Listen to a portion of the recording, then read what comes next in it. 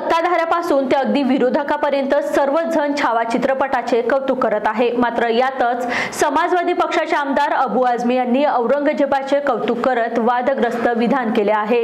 आजीच्या या वक्तव्याचे पडसाद आज विधानसभेत बघायला मिळाले। अबू आझमींना निलंबित करण्याची आणि त्यांच्यावर देशद्रोहाचा गुन्हा दाखल करण्याची मागणी उपमुख्यमंत्री एकनाथ शिंदे यांनी विधानसभेत केली।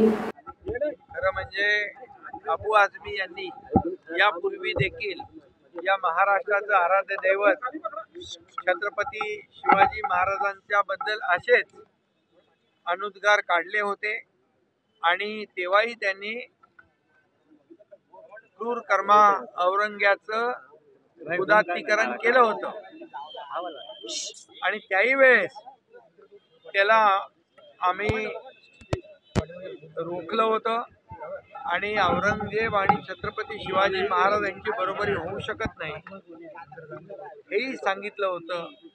आणि पुन्हा आता तो क्रूर कर्मा औरंग्या त्याचं कौर्य आणि छत्रपती संभाजी महाराजांचं शौर्य हे जग जाहीर आहे।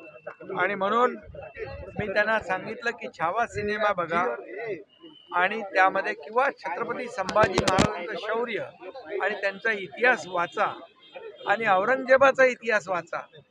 औरंगजेब छत्रपती संभाजी महाराजांचा जे 40 दिवस हलाल करून त्यांना ठार मारलं आणि या औरंगजेबाच्या काळामध्ये या महाराष्ट्रामध्ये अनेक मंदिरं तोडली, आया बहिणींच्यावर अत्याचार झाले आणि त्यावेळेस सर्वसामान्य या महाराष्ट्रातल्या जनतेला त्यांचा जो छळ केला, हजारो लोकांची कत्तल केली आणि काशी विश्वेश्वर इतर अनेक मंदिरं तोडली, असा औरंगजेब कुशल प्रशासक कसा होऊ शकतो?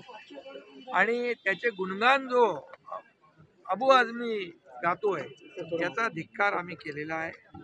आणि खऱ्या अर्थाने हे म्हणजे आपले जे राष्ट्रपुरुष आहेत छत्रपती संभाजी महाराज, छत्रपती शिवाजी महाराज हे आपली दैवत आहेत आणि त्यांचा अवमान करणं म्हणजे एक प्रकारचा राष्ट्रद्रोह आहे। आणि म्हणून त्याप्रमाणे काल देखील काही ठिकाणी गुन्हे दाखल झालेले आहेत।